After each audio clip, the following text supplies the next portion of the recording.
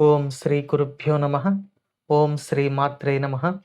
ఈరోజు మనం శ్రీ లలితా సహస్రనామ స్తోత్రంలోని 871వ నామం గురించి తెలుసుకోబోతున్నాం. ఈ నామం అమ్మవారిని బహిర్ముఖ సుదుర్లభ అని కీర్తిస్తుంది. ఈ నామానికి మంత్రస్వరూపం శ్రీ బహిర్ముఖ సుదుర్లభాయై నమః. మనం ఇంతకుముందు నామంలో అమ్మవారిని మానస పూజతో అంటే మనస్సును అంతర్ముఖం చేసే పూజతో సంతృప్తిపడి అమ్మవారు అనుగ్రహిస్తున్నారు అని తెలుసుకున్నాం. ఈ నామంలో అమ్మవారు ఎలా పూజిస్తే లభించడం కష్టసాధ్యమవుతుందో మనకు వసిన్యాది వాగ్దేవతలు తెలియచేస్తూ ఉన్నారు. ఈ నామంలో అమ్మవారు బహిర్ముఖ సుదుర్లభ అని వసిన్యాది వాగ్దేవతలచే తెలియజేయబడుతున్నారు. అంటే అంతర్ముఖంగా పూజించకుండా బహిర్ముఖంగా అంటే బాహ్యంగా చేసే పూజ.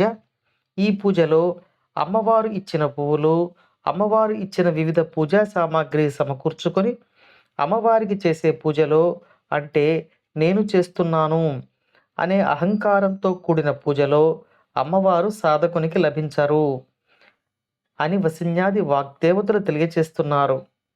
అమ్మవారి యొక్క పూజలో పక్కింటి పెరటి నుంచో ఎదురింటి పెరటి నుంచో తీసుకువచ్చిన పువ్వులు సమర్పించడం కాదు. ఆ సమర్పణ భావం మనసులో ఉండాలి.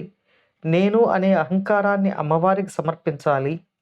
మనం బాహ్యంగా చేసే పూజలో అమ్మవారికి పంచామృత అభిషేకం చేస్తాం. ఇది మన తృప్తి కోసం మనం చేస్తాం. ఈ అభిషేకమునకు కూడా అమ్మవారు సంతోషిస్తుంది. కానీ అమ్మవారు ఎంతగానో సంతోషించే అభిషేకం ఒకటి ఉంది. అది పాలు, పెరుగు, తేనె లాంటి వస్తువులను సమకూర్చుకొనడం ద్వారా చేయలేము. ఆ యొక్క అభిషేకాన్ని మన యొక్క సాధనా బలం ద్వారానే చేయగలం. మన యొక్క సాధనా పటిమతో కుండలిని శక్తి మూలాధారం నుండి సహస్రారానికి చేరినప్పుడు అక్కడ అమ్మవారికి అమృతంతో అభిషేకం జరుగుతుంది. సహస్రారానికి తనను చేర్చిన ఆ మహాసాధకుని యొక్క సాధనకు అమ్మవారు అక్కడ తనకు జరిగే అమృత అభిషేకమునకు సంతోషిస్తారు. పంచామృత అభిషేకమునకు కలిగే ఫలం, అమృత అభిషేకమునకు కలిగే ఫలం ఒకటిగా ఉండదు కదా. మనం అమ్మవారిని మూలాధారం నుండి సహస్రారంలో ఉన్న తన పతి అయిన పరమేశ్వరుని వద్దకు చేర్చి ఆ పార్వతీ పరమేశ్వరులకు అమృత అభిషేకమును చేయించగలడమే మన యొక్క సాధనా ఫలం.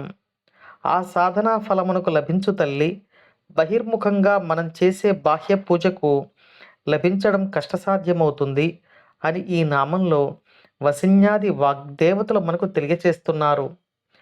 అలా అని మనం బాహ్యంగా చేసే పూజను ఎప్పటికీ మానకూడదు. బాహ్యంగా మనం అమ్మవారిని పూజిస్తూ ఉంటే ఆ పూజకు అమ్మవారు సంతృప్తిపడి మనం అంతర్యాగములో చేసే పూజకు అమ్మవారు మనకు ఒక మార్గాన్ని చూపిస్తారు, మనలను అనుగ్రహిస్తారు అని ఈ నామంలో మనం తెలుసుకోవాలి.